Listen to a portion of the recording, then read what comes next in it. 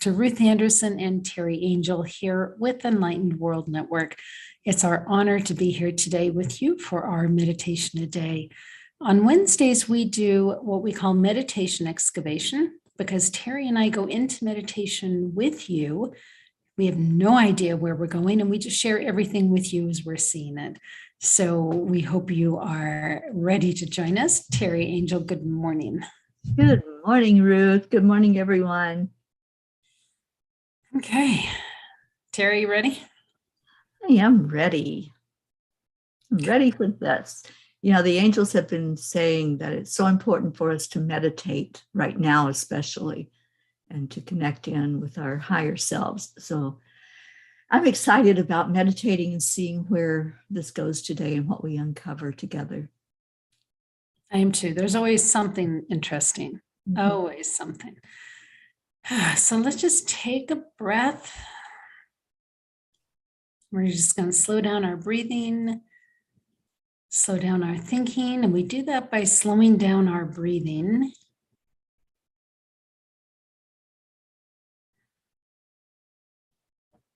Try to close out any distractions that are going on for you.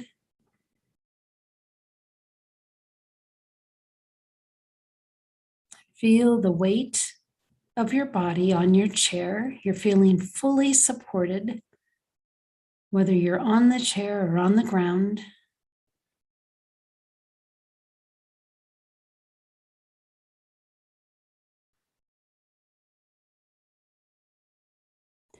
And I am seeing Archangel Raphael and his brilliant emerald green color, which tells me that we're going straight to the heart space. So let's go ahead and take a deep breath into that heart space.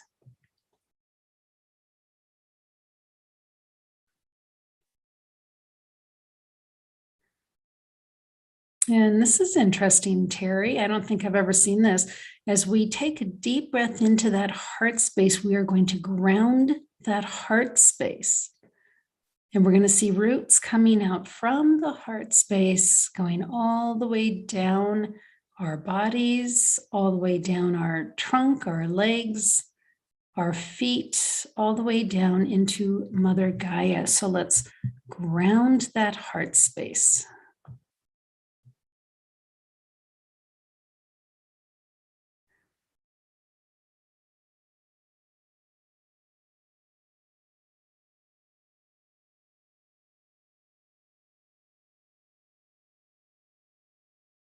And as we're sending those roots downward, I'm seeing that the heart space is expanding out to the sides. And I'm seeing now that the heart space is as far to the right as I can see, as far to the left as I can see, and as far in front of me as I can see. We're just going to stay in that heart space today.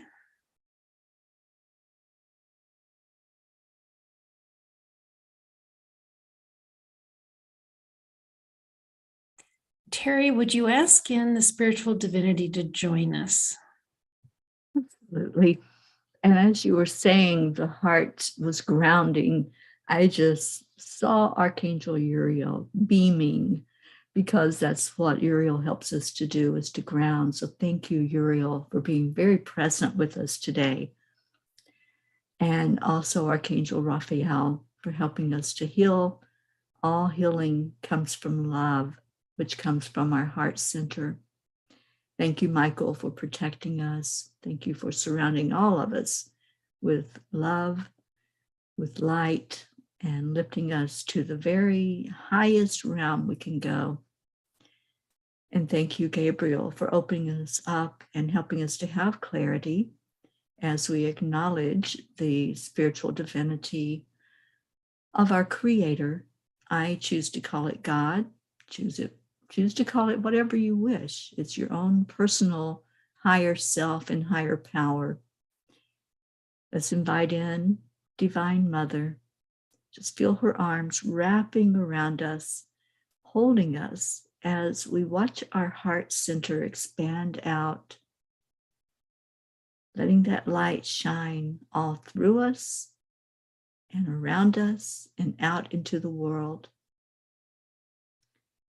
And we welcome in Christ, holding that Christ consciousness energy of forgiveness, of unconditional love, and helping us to be as strong as we can be in our walk.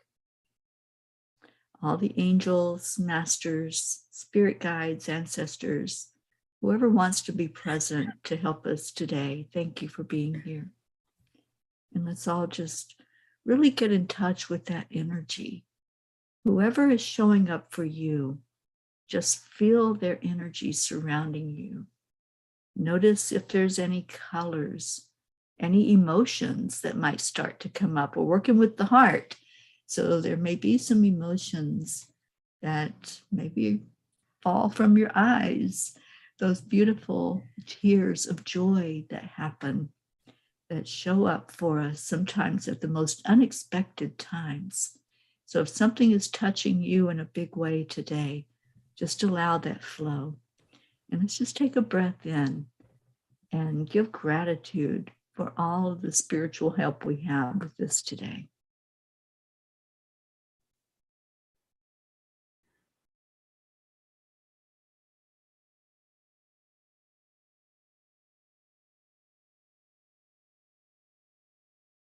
Thank you, Teri. So as soon as you brought in Archangel Gabriel, there was this white clearing in front of us. And I saw what they've been showing me for a couple of days. And I wasn't sure if we were going there today, but apparently we are. There's a staircase. This white clearing leads directly to this staircase. And the staircase is an ethereal white. I know we're invited to go up it if we want. I want, since they've been showing it to me for a couple of days. And for those few days, they've been showing me on the staircase with Divine Mother on my left, and I've never gotten to the top of it, so I don't even know what's there. Teri, you interested in going up the stairs? Yes, and I have Kuan Yin with me. Okay. Our divine feminine energy really powerfully rising up higher and higher. I feel the coolness of that marble staircase. What I'm seeing now, it's a wide staircase. It's not like room for two people. It's wide. Yes.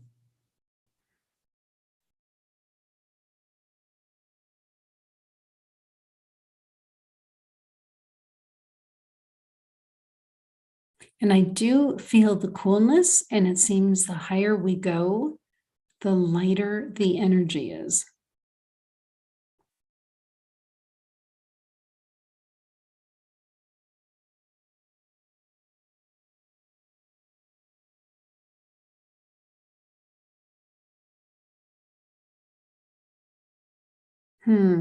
So Teri, we have done programs here called the 25th floor. In the 25th floor, when we go up in the elevator to the 25th floor, takes us to a place of healing. Well, it's a place of galactic healing where there are psychic surgeons, guides, helpers from the galactic regions. I'm getting goosebumps everywhere. So I know we're on the right frame here, right path. This has the same feel as going up to the 25th floor. However, I'm not really getting that it feels galactic. I'm getting that it feels more angelic. But it feels like a space of amazing divine light, energy, clearing, and healing.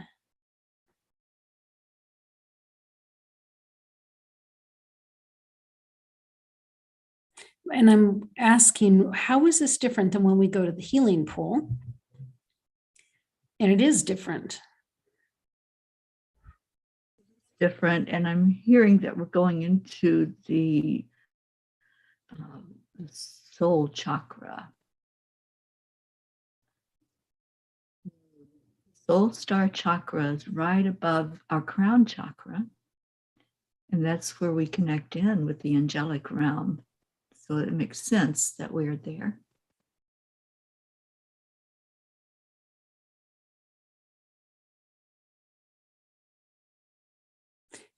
What's that? Okay, I'm getting like Zeus, like Mount Vesuvius. I'm hearing Mount Vesuvius. Is that where Zeus was? I'm so bad at all of that. You don't know.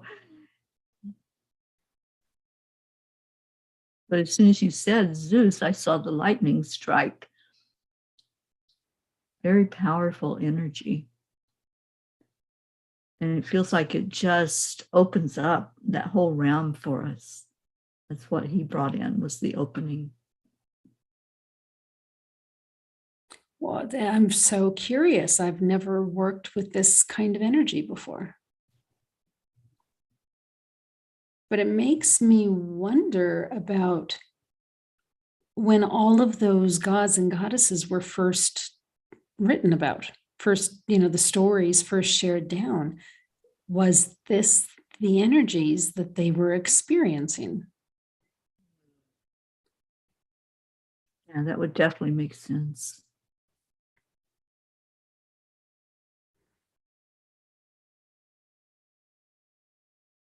So I just asked, would they call these ascended masters? And I heard yes. And I've never thought of those gods and goddesses as ascended masters, but apparently they are. I've just never much thought about them. I just thought they were like folklore. Mm-hmm. Apparently, they're more than just folklore. I believe that. I believe that everything that has been written about is real. There's the term fantasy, but I believe that is just an opening for us to see more clearly.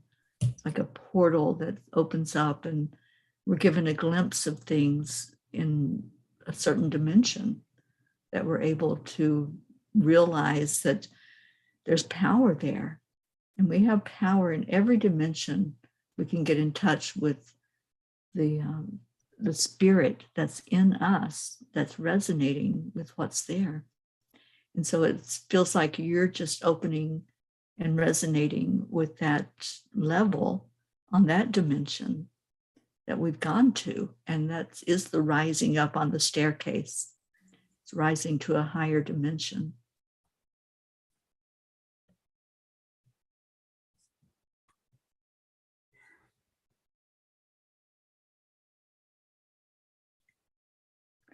I feel there's a connection with Kuan Yin and Zeus as well. There's like this interaction. And normally when I think of Zeus, I think of like that powerful lightning spirit. And then Kuan Yin comes in with love and compassion, but mixing those two energies together is amazing to watch. Mm-hmm. Yes, it's all about dichotomies. It's the masculine, the feminine, the strong, the gentle. Although I know Kuan Yin is not always gentle, as you would say, but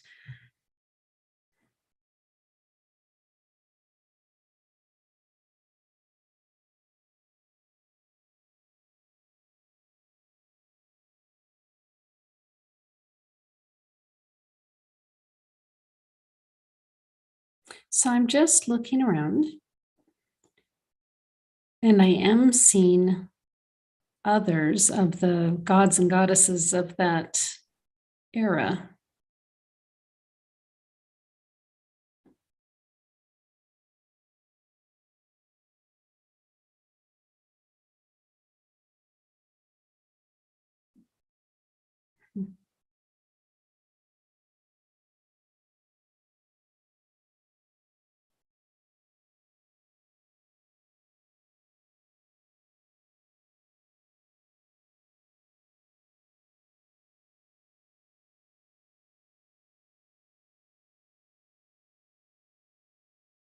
Okay, so I've learned to go with what I'm seeing, even if it doesn't make sense to my human brain. And Teri, I'm seeing this rock. It looks like a rock, but I'm getting that it isn't. I think it's like a huge toad or something, because all I was seeing was the eye that was blinking. It looked like it was on a rock and it was really big. But they just keep taking me back to that. So apparently I'm supposed to pay attention to that.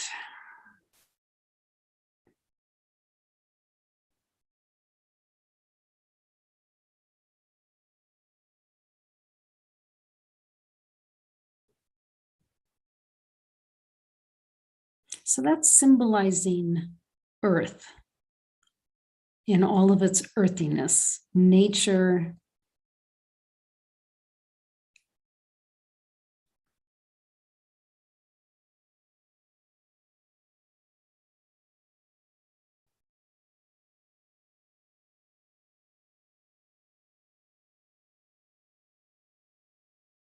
So I guess that's another dichotomy, the earthly realm and the, I don't know what realm this is, the unearthly realm, the ethereal realm. Ethereal realm. Yeah.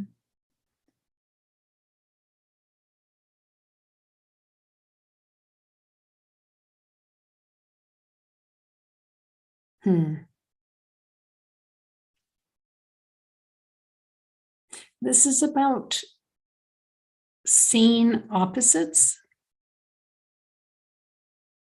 and working with those opposites to pull them together and to create like a oneness with us in the middle and the opposites around us. So what I had heard was like love and hate, bigotry and acceptance.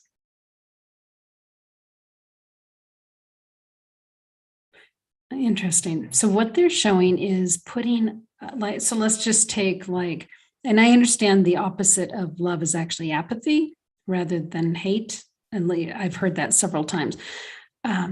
So, but to put ourselves in the middle of these two opposites, whether it's male and female, weak and strong, however whatever opposites you're being drawn to put yourself in the middle of them. And then we sort of almost become like the energy synapses of like an atom, the molecules and how the energy flows. And by putting us in the middle, it allows that flowing of the energy, creating oneness. And when we do that, there isn't the discrepancy and the resistance.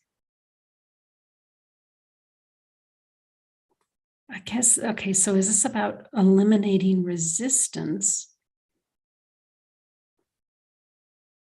Getting in the flow. Right. That's what I'm hearing. Just allowing the flow to happen, seeing yourself just floating and not having to struggle to try to get somewhere or to achieve something, but letting it happen. And Teri, part of that is giving up the judgment of how you perceive certain things to be good or bad, right or wrong. Just to let all of that just drop. Because when you've got that judgment, the flow's not there.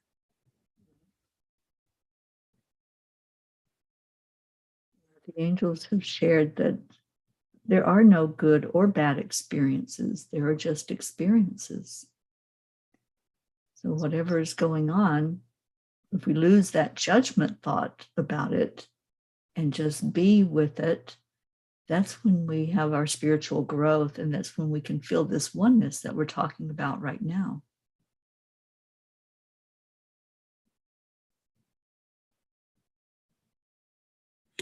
Teri, I can feel the resistance of folks thinking, well, okay, but this horrible thing happened to me. How can I not have judgment about that thing?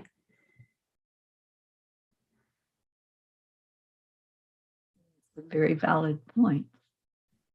But the judgment comes from separation, from having to divide it into the good and the bad. So when we can get back to the 0 point that Ruth was pointing out, leaving everything except just being, just sitting with it and allowing whatever is coming up for you. And it may be something you have to release the emotional part of it to get to the 0 point. But that's the beauty of the inner work. That's the beauty of allowing and saying, okay, I surrender. I surrender my need to judge it.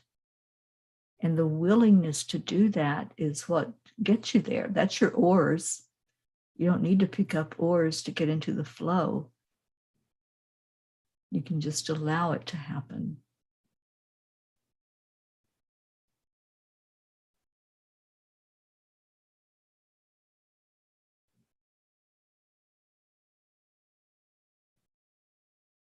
And I think part of what makes that easier, Teri, is when you go to that space of I'm the observer, I'm the witness. Sort of looking at things from the outside in can help release some of that emotional pull. And it makes more sense when we hear teachings like the 4 agreements that say, don't take it personally. Because that's what we tend to do. If there's something happening in our world, like if your house burns down, or if there's a war that's breaking out, we tend to take that personally and have that as part of our experience. But when we can step away and be the observer of it, then we can see how everything is working perfectly. We can't see the perfection if we're right there in the midst of it. But if we step away and look, we see the divine that is just creating experiences and helping us to see those experiences for what they are. They're all lessons. And there's a blessing in every lesson.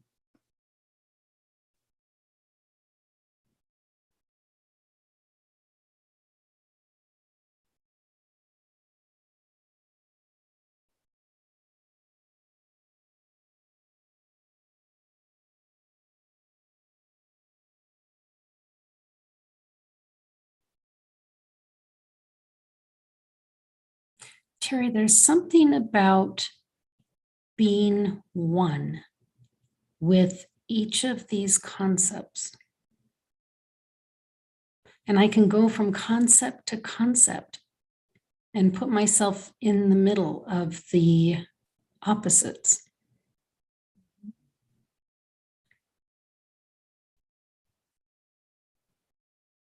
And of course, each set of opposites has the energy, their own energy that comes with it. But Teri, I'm wondering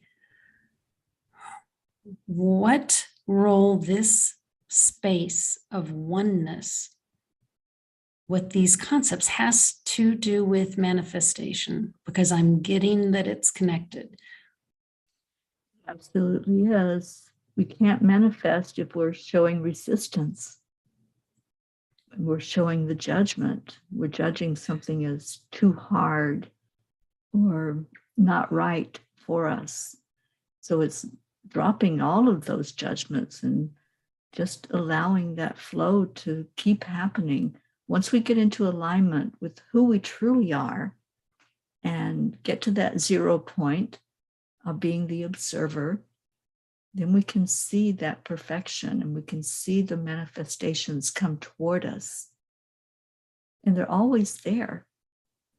We just have a veil when we put up the resistance, when we try to force something, or we think that we know the very best outcome.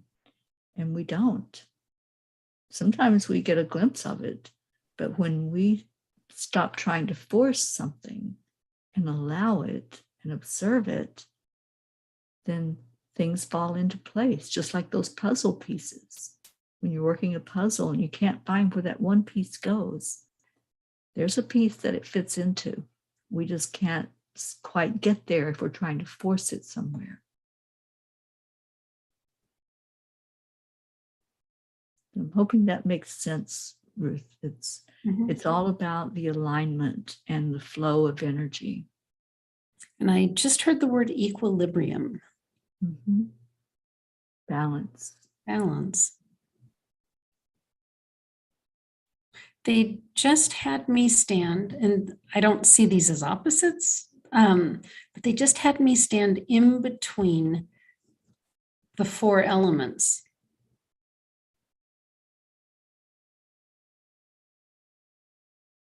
The fire, the water, the air, land. Is that the other one? They just had me, so like those are like in a four corners of a box, and I'm in the middle of all four, and I'm just hearing equilibrium. And they had also shown me with abundance and lack, and being in the middle of those two, that space of oneness with abundance and lack is where the manifestation can come in.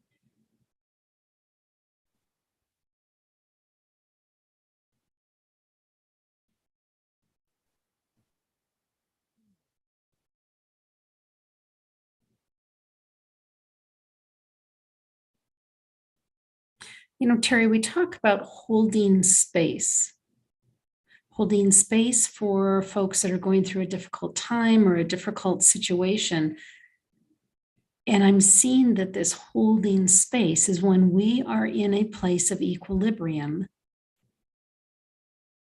And as we hold that equilibrium, it frees up the other people to do and react and feel in their way. And we're just keeping things calm around them, giving them a safe place to do that.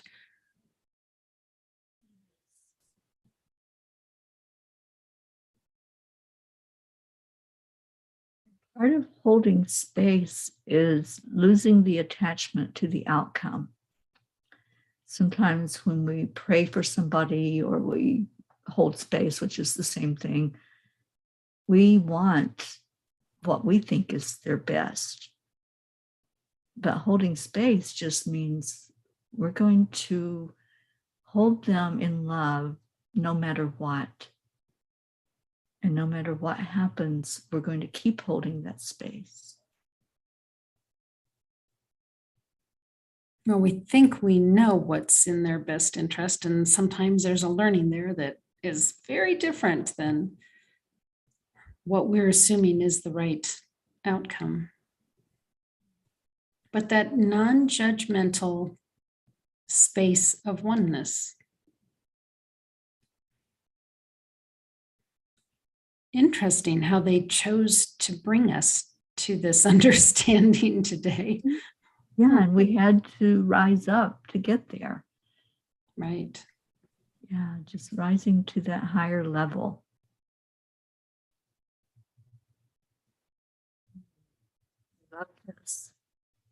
Love this place that we came to. I want to stay there all day. That's really interesting.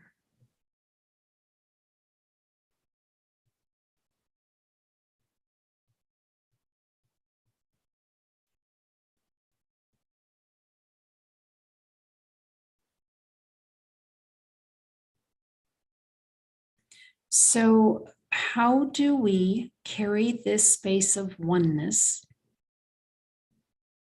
equilibrium, throughout our day?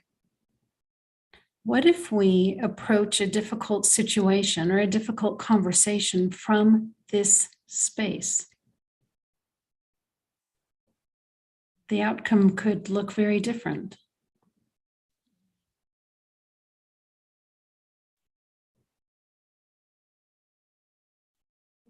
It's a matter of setting your intention. Intentions are so very important.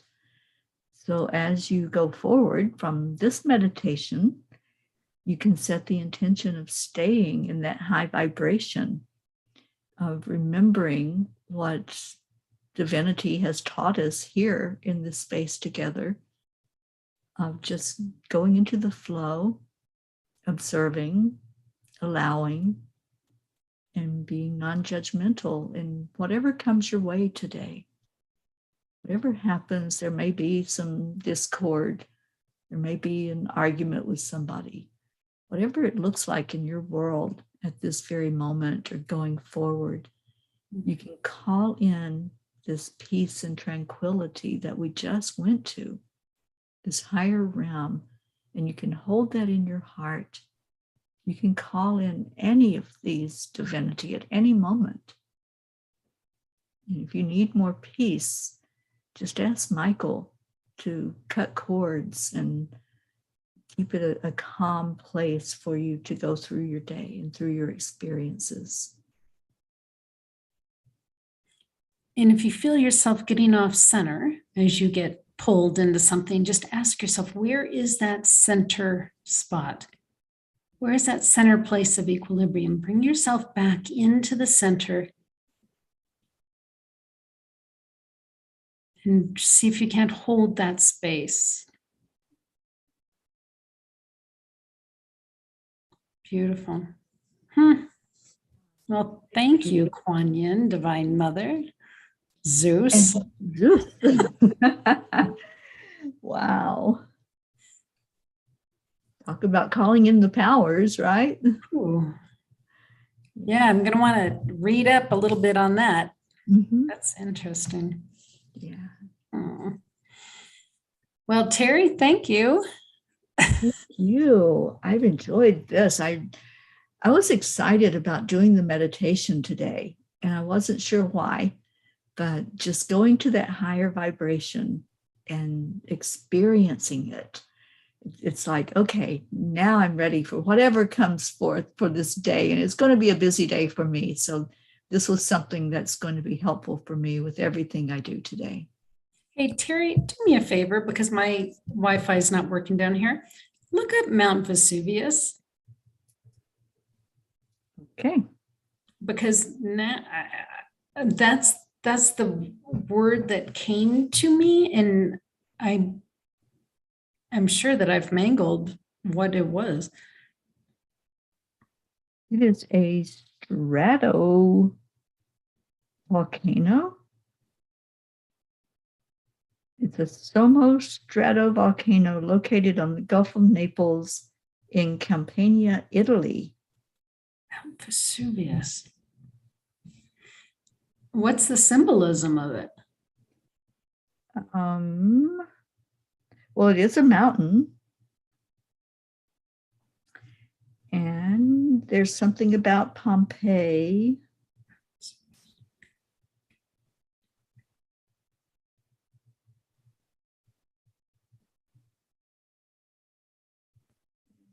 I wonder if there's some connection with Zeus there, with it being a volcano.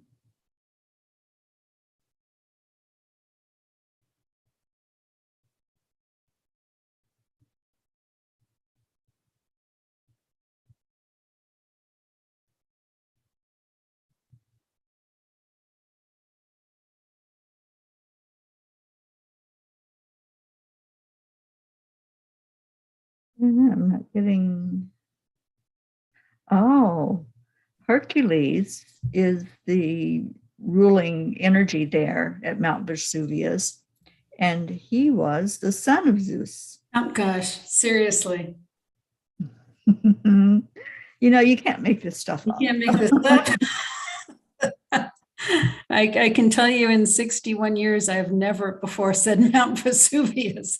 I can promise you that. Yeah, I don't think I've ever, well, I know I've probably heard of it or seen the name before, but yeah, that's pretty cool. That's pretty crazy. Okay, well, can't make this stuff up. It is an active volcano. So maybe you are foreseeing something with that volcano and all this powerful eruptive energy that we're feeling into today. Or maybe we can call on that energy of Mount Vesuvius. There's something here. There's another step here with this. I'm not sure what it is. We'll figure that out. But anyway, friends, thank you for joining us. Always interesting here. Always. Always. Never a dull moment with meditation excavation. No, there really isn't. Cool. Okay. Well, anyway, friends, take good care. So much love to each and every one of you. Teri, Angel, you are a gem and can't wait to see you soon. Absolutely. Thank you all for joining us. Goodbye, everybody.